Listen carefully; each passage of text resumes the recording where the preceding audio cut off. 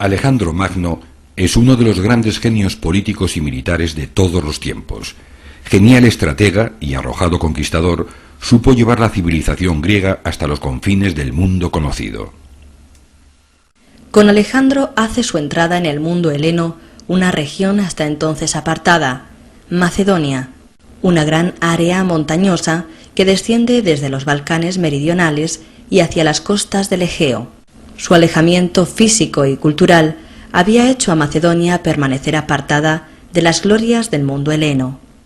Aunque eran griegos, los macedonios, distintos en muchas cosas, estaban considerados como bárbaros o extranjeros. En el resto de Grecia habían ido germinando a lo largo de los siglos logros culturales de gran trascendencia. La democracia tuvo en Atenas su punto de partida. La filosofía y el pensamiento contaron con figuras como Platón, Aristóteles o Pitágoras.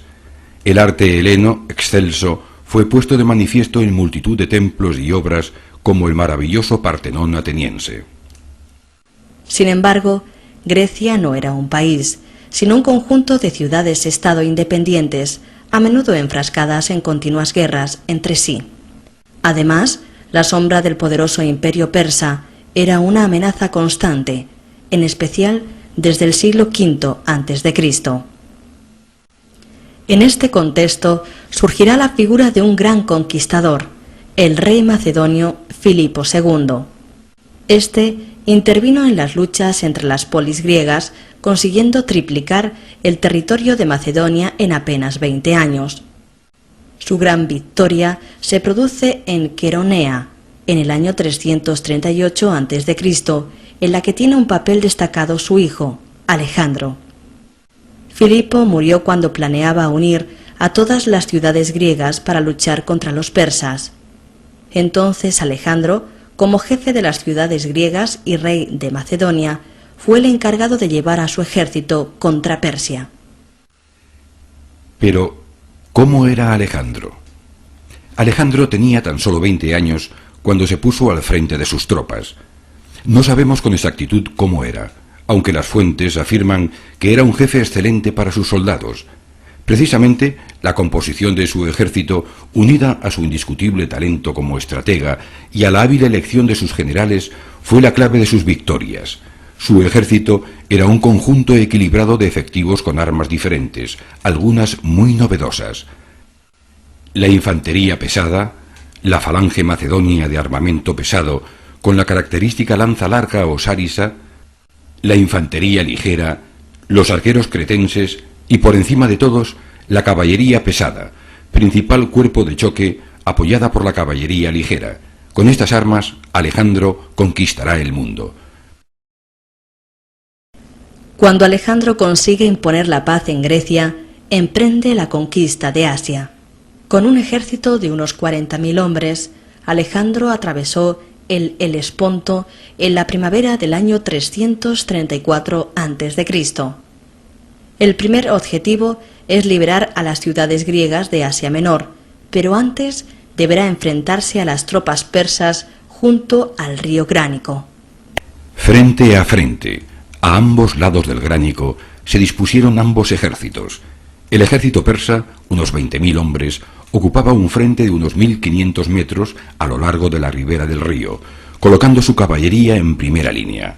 La falange griega mercenaria fue situada más atrás, en reserva.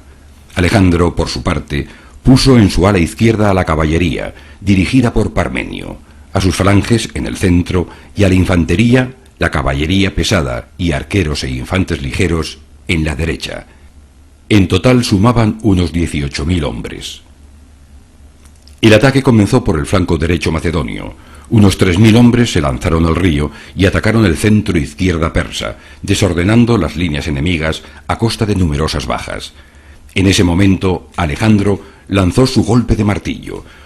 Junto con el grueso de la caballería pesada, los compañeros, avanzó en oblicuo hacia su derecha, rechazando a la caballería persa hasta que toda el ala derecha macedonia se asentó sólidamente al otro lado del río.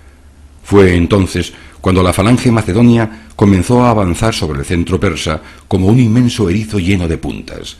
La presión por ambos lados fue suficiente para que la caballería persa se retirara en desorden. Solo quedaban los mercenarios griegos, quienes se vieron rodeados por los macedonios, con la falange al frente y la caballería a sus espaldas. En muy poco tiempo fueron masacrados. Alejandro había logrado su primera victoria. La victoria en el Gránico permitió a Alejandro continuar su avance, conquistando ciudades como Mileto o Halicarnaso.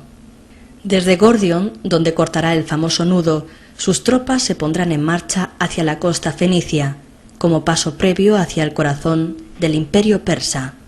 A través de Capadocia, dirigió su ejército hacia Siria, alcanzando en la región de Cilicia la ciudad de Tarso, donde se vio retenido por una enfermedad. En el otoño del año 333 a.C., Alejandro se encaminó hacia el norte de Siria, donde un formidable ejército persa, al mando de su rey Darío, le estaba esperando. El crucial choque se producirá en Isos. Darío asentó a su ejército de 100.000 hombres en la orilla norte del río Píramo. El centro persa estaba formado por la falange de mercenarios griegos, con la infantería pesada, los cardaces, en sus alas. A ambos lados se situaba la caballería pesada, con una reserva de infantería por detrás. Alejandro, con unos 40.000 efectivos, dispuso una primera línea de infantería ligera, con la caballería a ambos lados. Por detrás, una segunda línea de infantes precedía a los escuadrones de falanges y a la caballería. Esta vez serían los persas quienes tomaran la iniciativa. Estos realizaron un rápido trasvase de la caballería del flanco izquierdo al derecho para atacar el ala izquierda macedonia. Pero Alejandro se dio cuenta de la estratagema y realizó una contramaniobra, reforzando con la caballería tesaliana su flanco izquierdo. La lucha se torna encarnizada.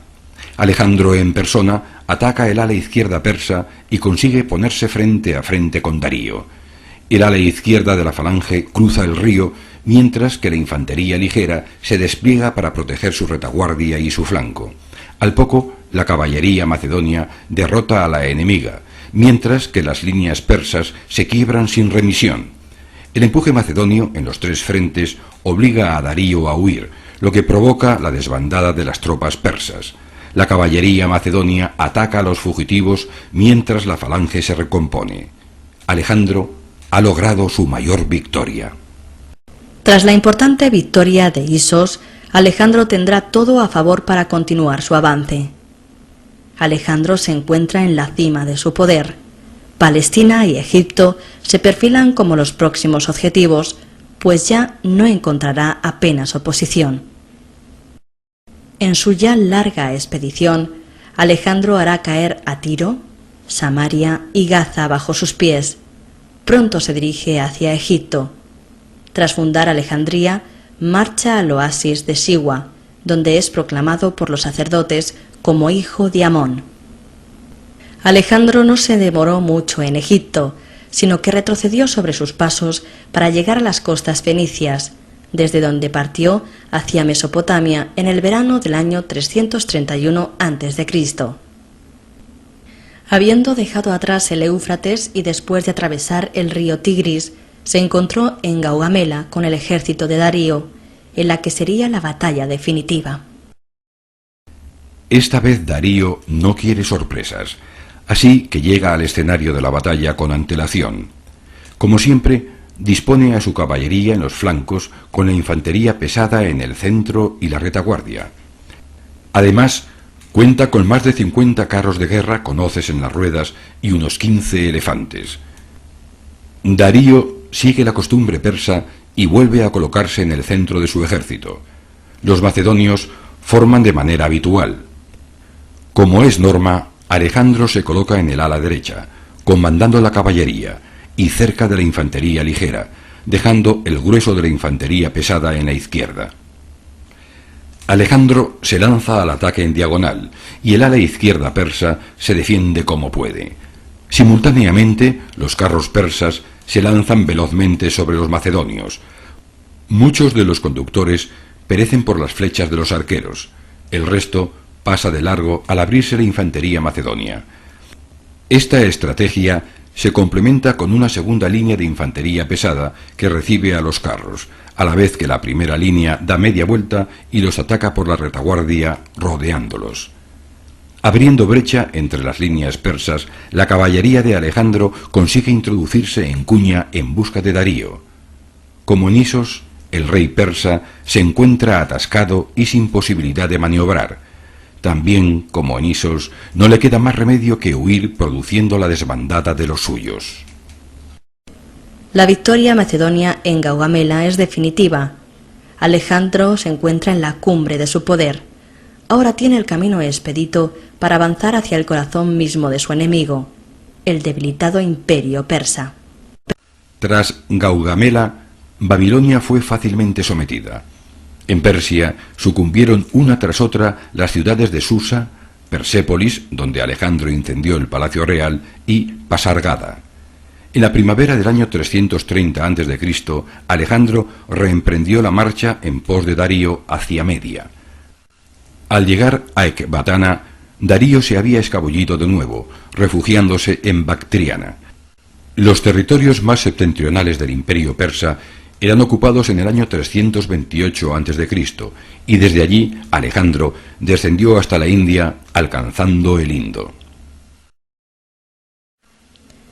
Pero tras 8 años alejadas de Grecia, las tropas presentan sus primeras muestras de cansancio, por lo que se impone el regreso desde Patala. Alejandro dirigía el cuerpo de ejército por tierra, mientras Nearco costeaba con una flota hasta llegar al Golfo Pérsico. El rey macedonio llegó otra vez a Persépolis y a Babilonia, donde falleció el 30 de junio del año 323 a.C., antes de cumplir los 33 años. Alejandro había creado un imperio universal que, sin embargo, no le sobreviviría. Sus generales, llamados diadocos, se repartirán su imperio y crearán dinastías que subsistirán hasta la época romana. La precoz muerte de Alejandro, no obstante, no impidió que por primera vez se introdujera en la historia occidental la idea de una monarquía universal, de naturaleza casi divina.